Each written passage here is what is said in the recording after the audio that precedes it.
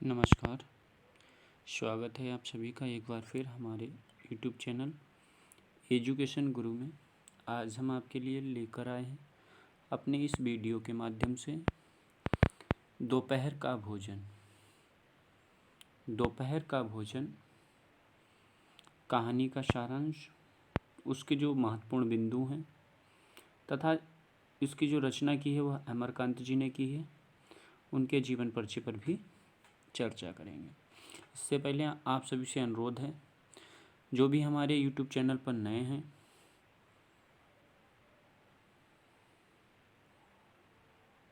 Education गुरु पर यानी कि हमारा YouTube चैनल एजुकेशन गुरु पर नए हैं, प्लीज़ हमारे YouTube चैनल को सब्सक्राइब कर लें, साथ ही साथ में बेल आइकन को भी प्रेस कर दें, जिससे कि अगली वीडियो का नोटिफिकेशन आपको प्राप्त हो जाए। आज हम अपने इस वीडियो में कहानी सप्तक, जो कि BA प्रथम वर्ष में हिंदी साहित्य का द्वितीय प्रश्न पत्र है, उस पर चर्चा करेंगे। आप लोगों से अनुरोध है, वीडियो शुरू से अंत तक अवश्य देखें, जिससे प्रतियोगी परीक्षाओं में बहुत ही महत्वपूर्ण बिंदुओं के बारे में आपको जानकारी प्राप्त हो जाएगी। दोपहर का भोजन अमरकांत के द्वारा रचित कहानी है। अमरकांत जी का जन्म 1925 में हुआ था, जुलाई 1925 में हुआ। इनका स्वर्गवास 17 फरवरी 2014 में इनका स्वर्गवास हो गया।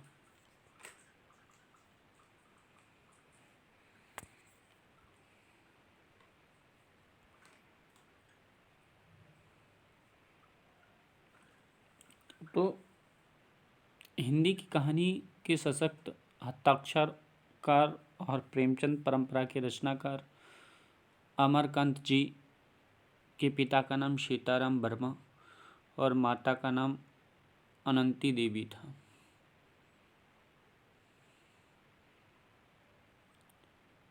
इनका जन्म बलिया जिला, जो कि उत्तर प्रदेश में पड़ता है, कि एक कस्बे में हुआ था।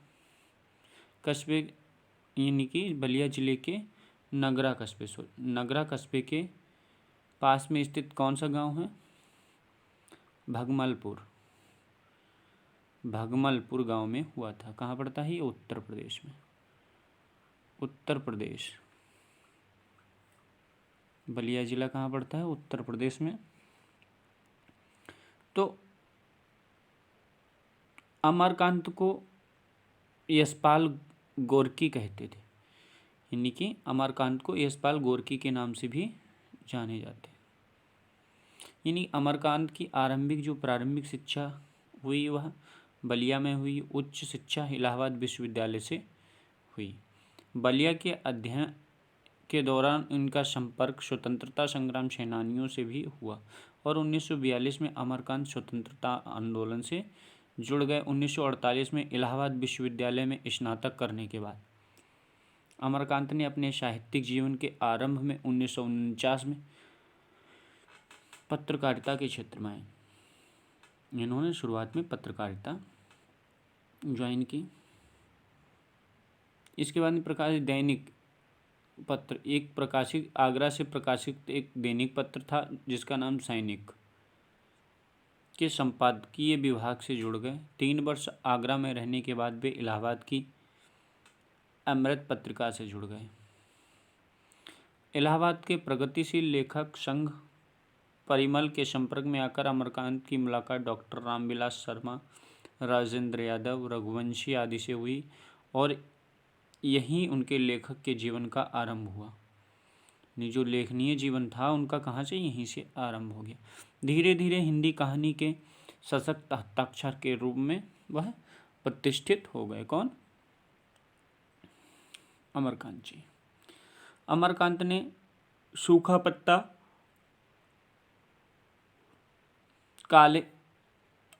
उजले दिन, कटीली राह के फल, ग्राम सेविका, पराई डाल का पंछी, जो कि बाद में नाम सुखजीवी नाम से प्रकाशित हो गया। बीच की दीवार, सुनकर पांडे की पतोहू, लहरें उपन्यासों की रचना की, कुछ यादें कुछ बातें तथा दोस्ती अमरकांत के संस्मरण भी हैं। इसके अतिरिक्त न्यूर भाई, बानर सेना, खूंटा में दाल है, सुग्गी चाची का गांव, झगरू लाल का फैसला, एक स्त्री का सफ़र, दो हिम्मती बच्चे अमरकांत द्वारा रचित बाल साहित्य भी है। तो इन्होंने जो रचनाएं लिखी, इसके रचना क्रम के आधार पर सोवियत लैंड पुरस्कार, उत्तर प्रदेश हिंदी संस्थान पुरस्कार, मैथिली शरण गुप्त राष्ट्रीय पुरस्कार,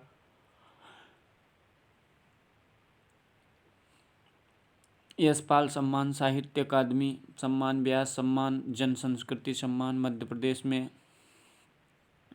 अमरकांत कीर्ति सम्मान, ज्ञानपीठ सम्मान वर्ष 2009 के लिए श्रीलाल शुक्ल तथा अमरकांत को संयुक्त रूप से प्राप्त है।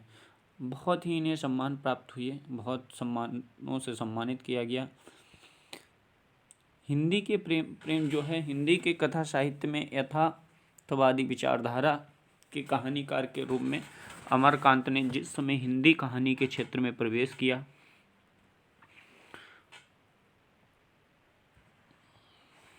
था, इस समय की कहानियों को नई कहानी कहा गया।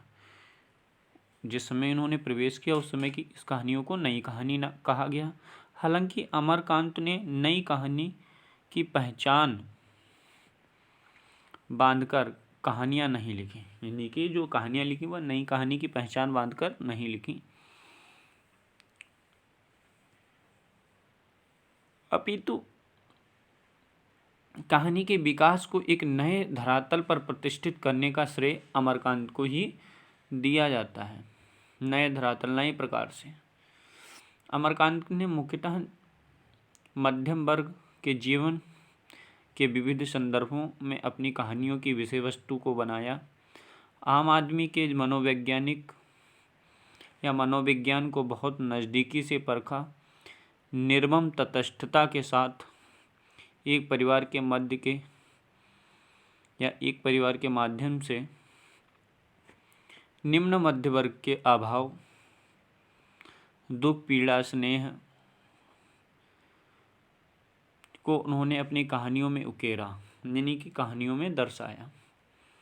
क्या दुख, पीड़ा, परस्पर स्नेह, अमरकांत ने अपनी कहानियाँ यहीं से उठाई, यानी जो भी कहानियाँ लिखी वह मध्यम वर्गीय परिवार के लोगों की जो दुख, पीड़ा, समस्याएं इत्यादि उसके बारे में वर्णन किया।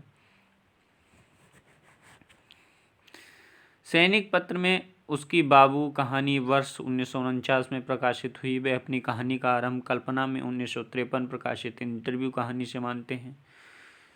विभिन्न प्रकार से इन्होंने बहुत पुरस्कृत किए गए। इसके बाद में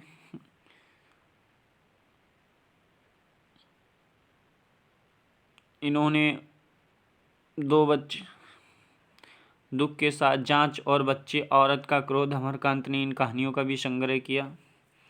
अमरकांत ने संपूर्ण कहानियां नाम से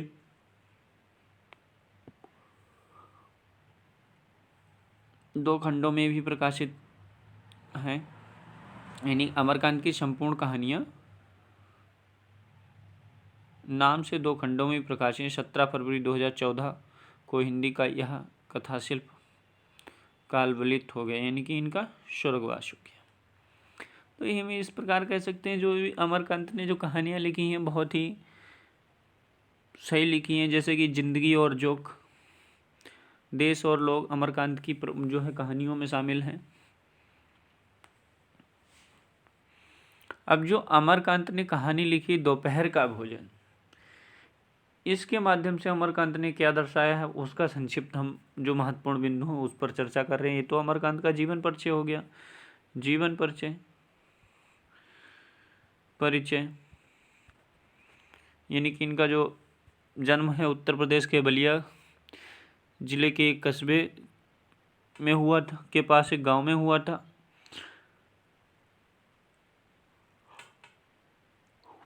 तो दोपहर के भोजन में अमरकांत जी क्या कहते हैं,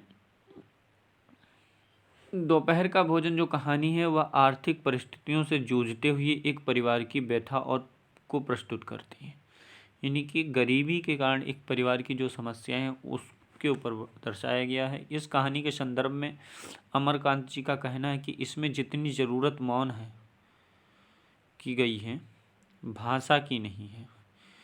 यानी कि इसमें जितनी ज़रूरत मौन की है उतनी भाषा की नहीं। वस्तुतः इस कहानी में अमरकांत ने अपने संकेतों के माध्यम से, यानी कि अमरकांत ने अपने संकेतों के माध्यम से आदमी के टूटते हुए सपनों और अरमानों की कथा कही है। यानी कि अपने संकेतों के माध्यम से आदमी के टूटते हुए सपनों और अरमानों की कथा कही है। यहाँ भूख बेजुबान है पर सब कुछ कह देती है।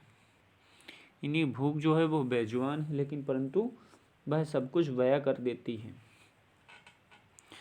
इस प्रकार दोपहर का भोजन का प्रकाशन काल 1956 में हुआ था।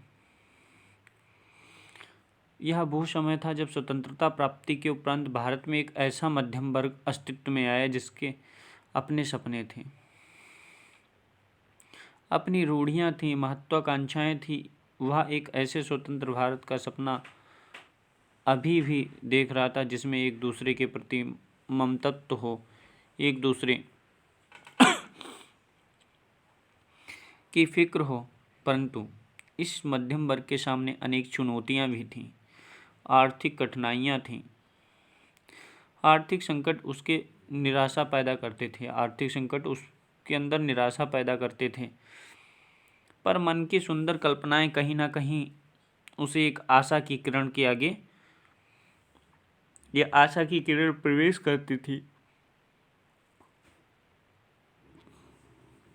मध्यम वर्ग की आशा कभी टूटती नहीं है, इसी को अमरकांत जी ने दर्शाया है।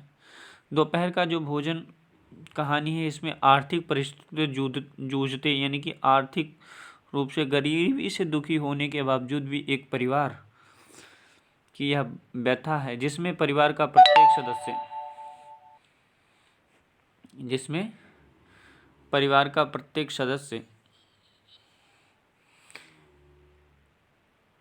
एक दूसरे को सुख देना चाहता है। आर्थिक विडंबनाएं पूरे परिवार को निगल जाने के लिए मुंह खोले खड़ी या मुंह बाए खड़ी हैं, पर ममता और स्नेह परिवार के सभी सदस्यों की संवेदनाएं बनाए रखती हैं।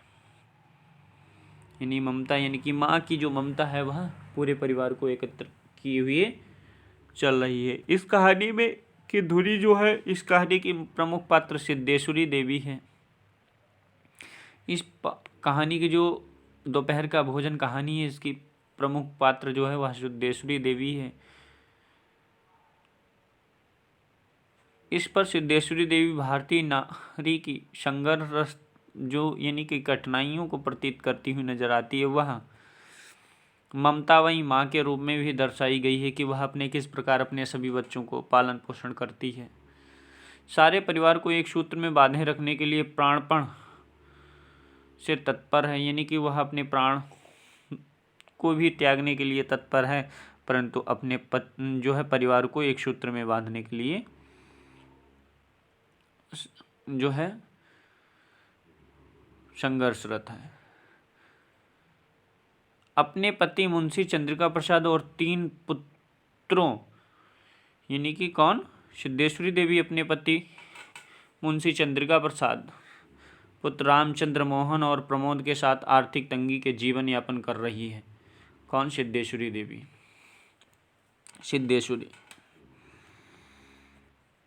सिद्धेश्वरी अपने पूरे परिवार को के सदस्यों को प्रसन्न रखना चाहती है। वह दोपहर के भोजन कराते समय परिवार के प्रत्येक सदस्यों से अन्य सदस्यों की सदैव प्रशंसा करती है, यानी कि वह पूरे परिवार को खुश देखना चाहती है और दोपहर के समय जब भोजन कराती है तो अन्य सदस्यों की प्रशंसा करती रहती है। प्रत्येक को भरपेट भोजन कराना चाहती है, पर सभी घर की जो है स्थिति से परिचित हैं और कोई भी अतिरिक्त भोजन मांगने पर सिद्धेश्वरी को संभवतः भोजन नसीब ना हो और सिद्धेश्वरी सारे परिवार के भोजन कर लेने के बाद अपने लिए बची एकमात्र रोटी से ही आधी अपने पुत्र के लिए बचा देती है। यानी हर कोई अपने परिवार की हालत, घर की हालत जानता है और सबको भोजन करा देती है। जब एक रोटी बचती है उसमें से भी आधी अपने बेटे के लिए बचा के रख देती है और सदस्यों के होने पर भी भूख और गरीबी के कारण जो सन्नाटा पसरा है वह उदासीनता परिवर्तित यानी कि उसकी दिखाई देती है। इसके चलते परिवार के रिश्तों को कैसे बचाए रखना है, पारिवारिक सदस्यों के परस्पर स्नेह को कैसे बनाए रखना है, सिद्धेश्वरी इसकी जीती जागती एक मिसाल है। वह पूरे परिवार को संतुष्ट देखना चाहती है। आर्थिक तंगी आने के बावजूद भी वह कठिनाइयों के कारण पति और पुत्रों के बीच बन रही खाई को पाटने का भरसक प्रयास करती है, पर स्वयं अशांत हो जाती है। भारतीय नारी के संघर्षमय जीवन का वह एक प्रतीक है। वह अपने अंदर निरंतर पनप रहे भय और दुख, आशंका और दहशत के बीच स्नेह के वे सूत्र तलाशती है जो पूरे परिवार को एकत्रित रखें। आज के संयुक्त परिवारों में क्या है, परिवारों के विघटन का दौर जारी है। इस दौर में मनुष्य की संवेदना, करुणा, सहानुभूति, दया, ममता, त्याग आदि के भाव स्वार्थ संबंधों के कारण इसमें जो है घटते ही जा रहे हैं। परंतु अमरकांत की इस कहानी के संबंध में स्नेह तंतुओं आदि को जोड़कर मानवीय मूल्यों को बचाने का प्रयत्न करती दिखाई दे रही कौन सिद्धेश्वरी देवी। आप लोगों से अनुरोध है जो भी हमारे इस यूट्यूब चैनल पर नए हैं प्लीज़ हमारे यूट्यूब चैनल को सब्सक्राइब कर लें, साथ ही साथ में बेल आइकन को भी प्रेस कर दें जिससे कि अगली वीडियो का नोटिफिकेशन आपको प्राप्त हो जाए। और आप लोगों से विनती है कि इस वीडियो को अंत तक अवश्य देखें। अगर वीडियो अच्छा लगे तो अपने दोस्तों को भी शेयर करें। तो जो अमरकांत जी ने इसमें बताया कि सिद्धेश्वरी देवी ने किस प्रकार गरीबी होने के बावजूद भी पूरे परिवार को कैसे भोजन कराती है और एक दूसरे की कैसे हेल्प करती है। खुद खाना ना मिलने पर वह लोटा भर पानी पीकर सो जाती, थक जाती है, परंतु एक रोटी बची होने पर भी आधी रोटी अपने बेटे के लिए रख देती है। वह कैसे आर्थिक विपन्नता से जूझ रहे परिवार की चिंता दोपहर के भोजन की अपेक्षा रिश्तों को बचाए रखने पर टिकी हुई, किस प्रकार वह अपने पूरे परिवार को बचा के रखती है। एक निम्न मध्यम वर्गीय परिवार की पूरे परिवार को संभालने में लगी स्त्रियों की पीड़ा का चित्रण इस कहानी के माध्यम से अमरकांत जी ने किया है। किस प्रकार एक मध्यम वर्गीय गरीब परिवार पूरे परिवार को संभालने के लिए एक स्त्री कैसे अपना सब कुछ निछावर कर देती है, उसका जो है चित्रण किया है किससे, दोपहर के भोजन कहानी के माध्यम से अमरकांत जी ने जो इस कहानी में दर्शाया है कि परिवार की जिम्मेदारी भली भांति निभाती ये स्त्रियां आर्थिक लाचारी के कारण आत्मपीड़न से भी सुख के कुछ पल तलाशती हैं। वे पारिवारिक संबंधों को बचाने में पिसती भी हैं। सिद्धेश्वरी के माध्यम से रचनाकार ने इस तथ्य को बाखूबी चित्रित किया कि दोपहर का भोजन की कथा वस्तु को अमरकांत ने बड़ी सादगी से पिरोया, इन्हीं बहुत ही सादगी से दर्शाया कि कहानी का प्रत्येक पात्र जीवन